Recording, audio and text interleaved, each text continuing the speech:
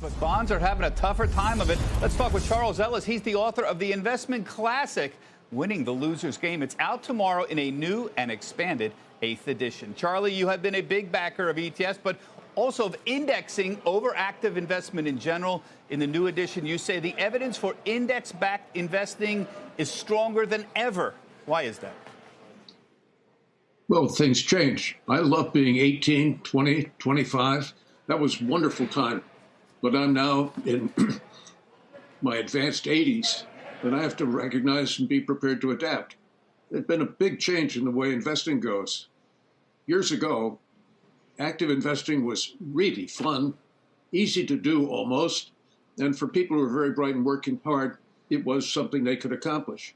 But times change, times change, times change.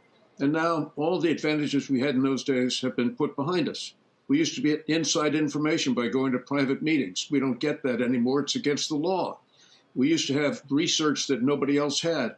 That's gone. Everybody has access to research. None of us had Bloomberg terminals. Now everybody has Bloomberg terminals. The information flow, and everybody has it, makes everybody equal.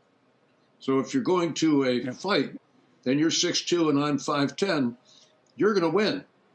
But if it's a knife fight, I might fool you. And if it's a gunfight, we might be equal. And if it's a machine gun fight, we are equal. That's what's happened. If you look at the data, 90% active managers are falling short.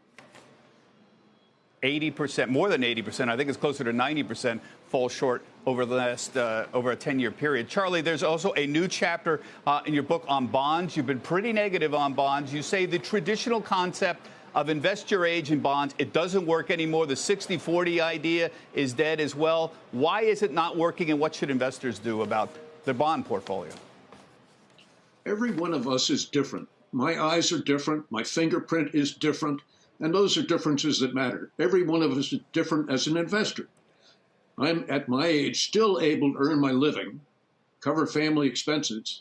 So when I'm investing, I'm 100% in stocks because I'm really investing for my grandchildren. And from their point of view, stocks are the only way that makes any sense at all. If you look at somebody who's 35 in an active profession and they're really good at it, for them to have 35% of their money in bonds, forget all the things that are also going on, particularly their ability to earn and save money. So if you look at the value of their intellectual property, later on you can include Social Security. We also should include homes because there's real value there. Your total portfolio, which is the way all of us should be looking at investing, says in the equity portion, in the securities portion, you should at least have most all of it in equities unless you've got a particular purpose coming up soon. Like you're going to buy a house? Fine, set the money aside for the house. But otherwise... Much more on this. I know you feel very passionately, Charles.